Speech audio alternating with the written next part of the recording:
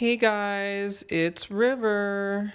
Welcome to my YouTube channel. This is my first video ever, so you are all new here. I'm going to be talking about some of my recent music faves, 4 albums, 2 tours, a Tiny Desk concert, and a visual album. I think we can go ahead and get started with Lady Gaga. Okay, so I went to the MAYHEM Ball Tour. I went at the beginning of August. It was at the Kia Forum. I went with my friends Becca, Cameron, and Jacob. This was my first time ever seeing her live. I think it was one of the best concerts I've ever been to. She looked incredible. She sounded incredible. The stage was incredible. She played like almost every single one of her hits. The set list was amazing. I think my favorites were Paparazzi and Shallow, for which she was literally on a boat going down the center of the floor. We had floor seats, which was really nice. The concept visually of like doing an opera house was executed so perfectly. I don't have a whole lot to compare this to, but I asked my friend who's been to almost every single one of her tours, and she said that was the best one. So if you are still somewhere where that show hasn't come to yet and it's coming your way, I think you should definitely get a ticket to it. Afterward, it was made even better because I met her. I can't really say how, but picture me like another drink in a room with some recognizable faces, and in walks Lady Gaga de-dragged after her show. Still looking gorgeous. Obviously, I don't want to appear annoying to someone that I admire, so I kind of waited until she wasn't talking to anybody, and then I kind of went over, and I was just like, can I just say thank you? And she said, of course, you're so cute. She called me cute. That made my night. I was in a feeling of pure joy for like a whole week after this show. It was that good. Moving on. Earlier this year, she put out the album MAYHEM. I found this image online of making the cover, essentially, and the photography was done by a photographer I already knew. His name's Frank Lebon, but basically he's done a lot of cool work for artists like Mount Kimby and King Cruel, Sampha. He's known for his like analog experimentation, and they made the cover with like prints from the photo shoot and like actual broken glass, which I think is really cool. I really like it when an artist takes it off the computer and really brings it into the real world. I think you can get a lot of cool results that you really just can't replicate.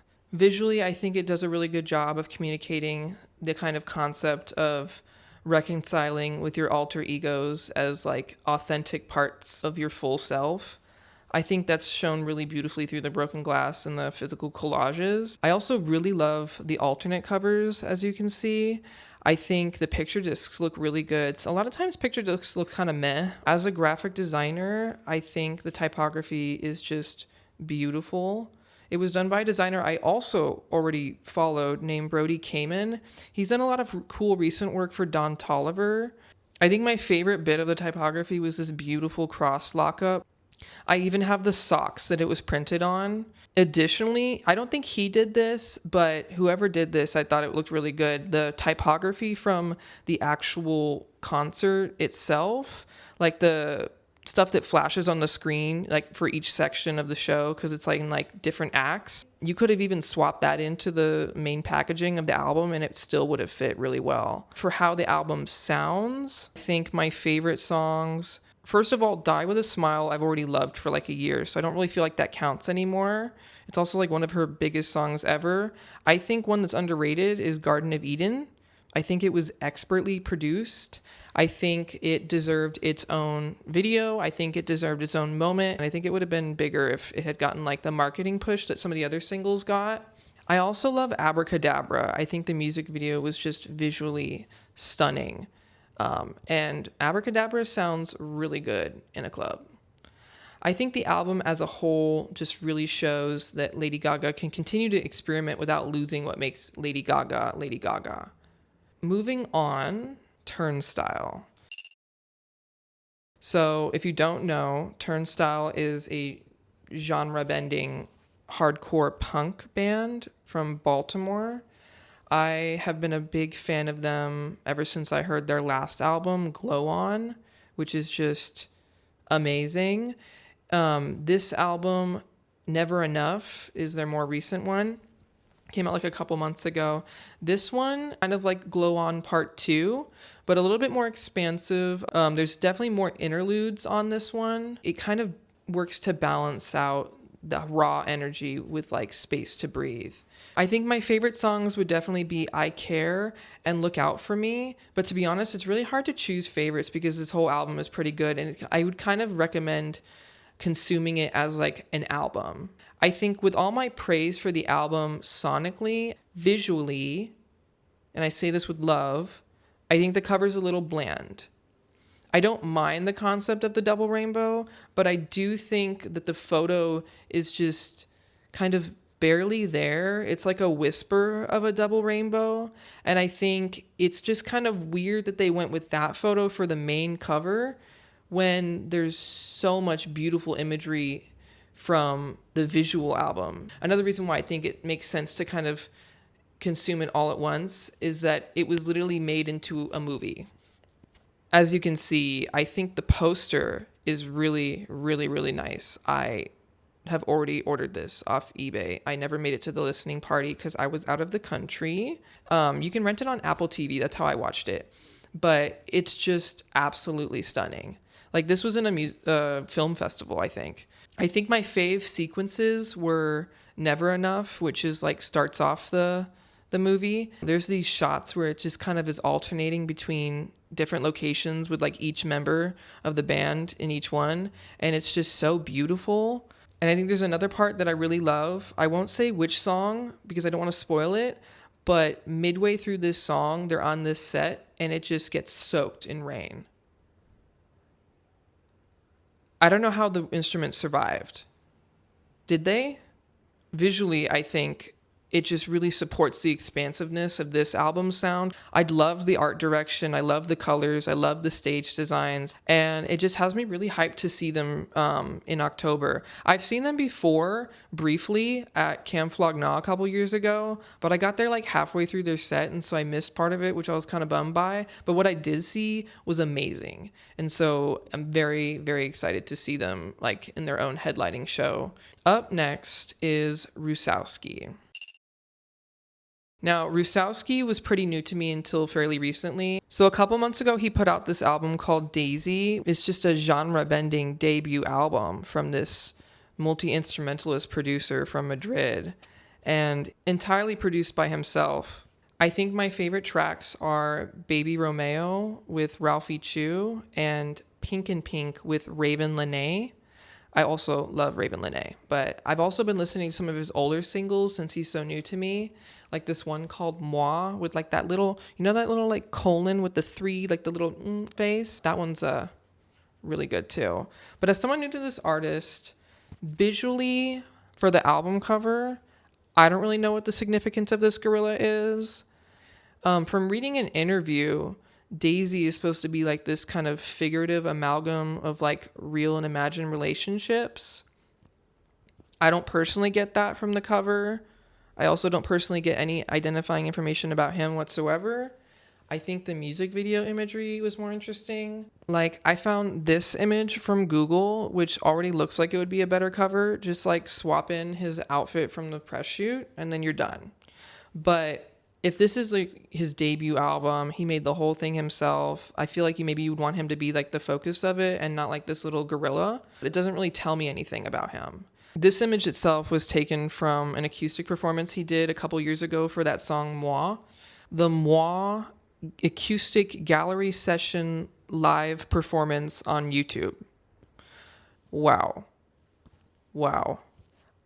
I was already really into the original song, but like this is just somehow even better. Like I love both versions. I do. But this acoustic version is just, there's something magical about it.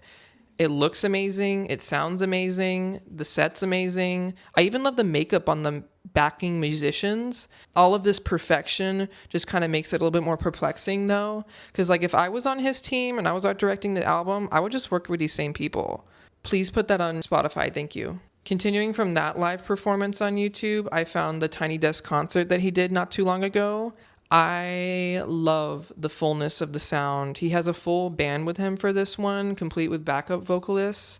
You can tell everybody there is happy to be there. The energy is really good. I think my favorite part of it was the song Johnny Glamour. What this concert shows me is that I need a live album from him, or an acoustic one, either one.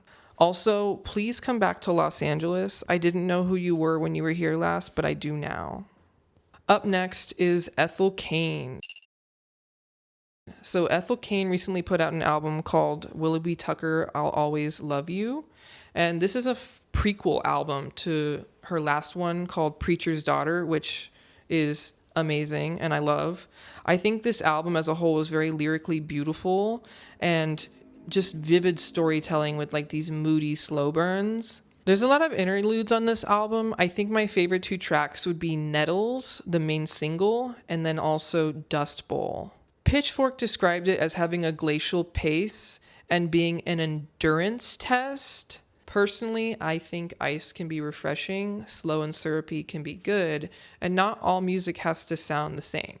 Visually, for the album cover, I think the kind of vintage photo album from a thrift store aesthetic really works well for a prequel album like this. The film photography was all done by Silken Weinberg, who's a frequent collaborator of Hayden. They also made these beautiful visualizers that really kind of help to flesh out this kind of cinematic world that she's built around the music. I also love the handwritten typography that she did here, like just this cross. I think it looks really good on the merch too. Speaking of merch, I also went to the tour, the Willoughby Tucker Forever tour. I went with my friend Vega. This was a couple weeks ago. It was at the Shrine Auditorium. I didn't take really many photos. I was pretty gone for most of this concert, kind of just vibing on the sound waves. So instead, here's some photos by the photographer Kirby Gladstein from, I think, that same show. I loved the willow branches and the cross podium. The shifting lighting during Dust Bowl especially was just so beautiful, the way it kind of illuminated and undulated around her silhouette. Part of the show almost felt like you were at like a seance. The interludes felt grander with the band. It just felt even more cinematic live. I think opening the show with it was like perfect for setting the vibe. One of my favorite Ethel Cain songs is from Preacher's Daughter, and it's A House in Nebraska. It was actually like the first song I ever heard from her, and I really hoped she would play it, but she didn't at our show. Instead, she did play off of that album Thoroughfare during the encore, which was also really, really good. As a whole, I think it was a really good show live. She can really sing. I think if you are interested in Ethel Cain and you haven't seen her tour yet and she's coming to a city near you, you should better get some tickets. So to wrap it up, these have been my music obsessions for the past month and a half or so. I hope to do this more every month, I would say, going forward. I've also made a Spotify playlist, which I'll link down below. Each month, I'll go ahead and add more to it.